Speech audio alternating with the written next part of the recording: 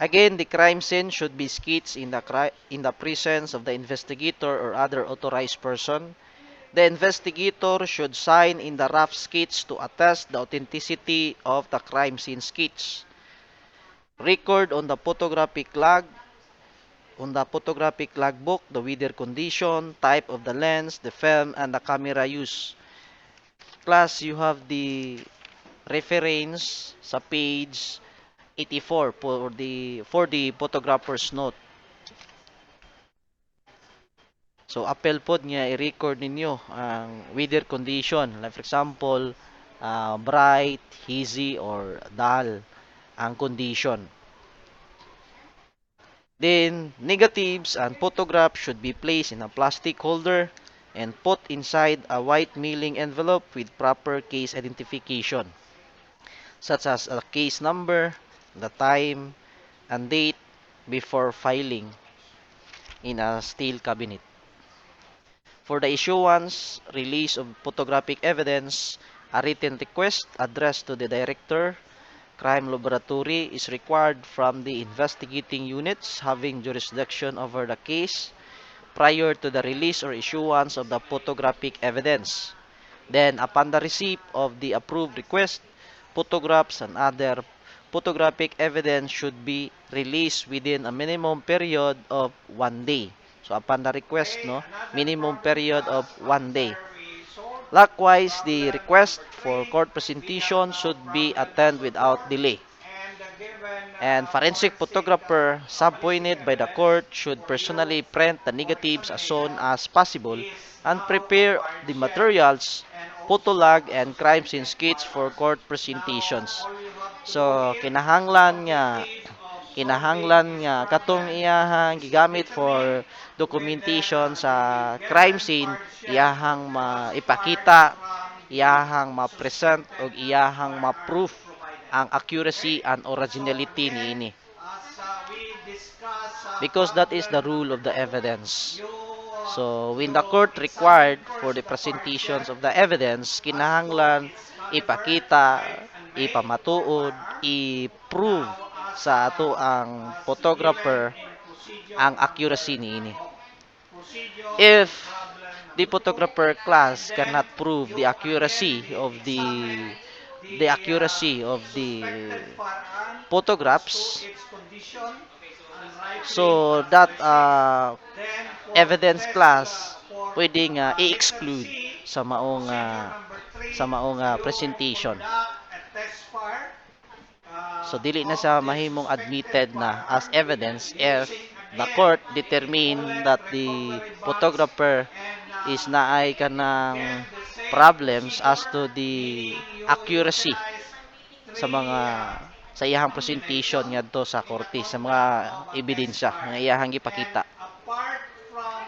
Note taking: the investigator or photographer's notes are personal records of the search for evidence. The object of note-taking at a crime scene is to make detailed notes that will remain fully meaningful even months after the event. Oftentimes, a note that is completely clear to the writer a short time after being made and later becomes unintelligible. So, maski class, no, nasabtan niya sa iyahang paghimo diha, but madamtan og pipila ka buwan o pipila ka tuig, so maglisod niya sa pagsabot niini or it becomes unintelligible. So that is why nga kinahanglan nga aside from note taking, naa sad siya record sa photograph o sa sketching. Notes are valuable not only as an aid to an accurate recall of events to be testified in court, but also to furnish the raw material needed in the written formal report of the case. The notebook should be kept permanently in a safe place. The notes taken should begin with the investigator's name and assignment to the case. Notes should be supplemented by sketches and photographs of the same. Notes should be recorded in the order that the observations they pertain to are made and will not necessarily be in a logical order. During the initial stage of the recording process, it is important only that the notes are complete, as the investigator will later reorganize the information during the writing of the formal report. The essential items of information to be included during note taking. So, preanang naa sa page 84. So, ang imuhang ibutang diha sa imuhang notes, the dates, times, and the locations, detailed description of the victims and his or her clothing. Like for example, class, the name, age, height, weight, the complexion, and color of the hair and eyes for identification. Next is the wounds the victim has received, the exact location of a wound or injury, its type, size, in the case of in the case of a bruise, its color needed to be included in the notes. So para makita class no ang kanang damage sa iyahang kanang ang damage sa iyahang na kuan class nakuha. A general description of the crime scene. So the investigator should note any damage to items, any apparent disturbance of the normal arrangement of furniture or other objects, and the presence of objects that seem unusual in the context of the scene. So like for example nga naay mga objects diha class nga nawagtang or napoy mga objects nga naad or napuno diha which supposed to be nga wala diha. Like for example, kana siyang objects class is gipanag-iya sa suspitsado. Then the type of camera and film used in photographing the crime scene. So ibutang gihapon to didto no ang type sa camera, ang film nga gigamit. Discovery of each significant items of evidence. Included here are the description of the item, the time that it was discovered, and the exact place of its discovery. How it was marked, the type of container it was placed, how the container was sold and marked, and the disposition of the item after it was collected. The failure to locate items.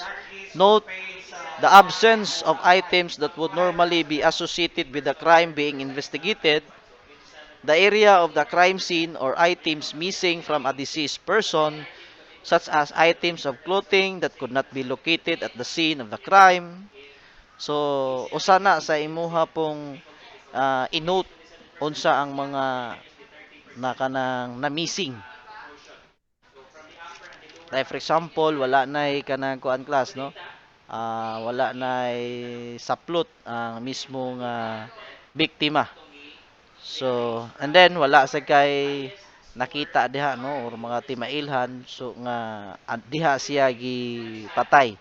So possible sa lain nga area siya gipatay then gilabay lang diha nga area.